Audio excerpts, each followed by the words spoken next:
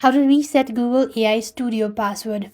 Hey everybody, welcome back to our channel. In this guide, I'm going to show you the procedure to reset Google AI Studio's password. For that, you want to go to the Google account recovery page.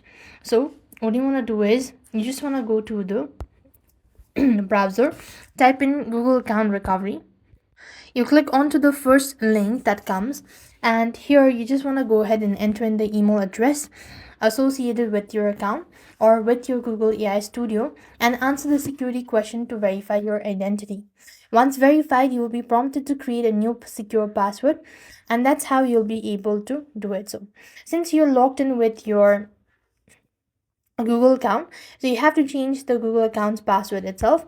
So you just want to go ahead and click onto the profile initials, and there you want to go to manage your Google account and simply go ahead and make sure to change the password. And as per the change password section, you just want to make sure to go ahead and reset it. That should definitely help you out to reset your password on Google AI Studio. So with that, we've come to an end. Thank you for watching. See you in the next video.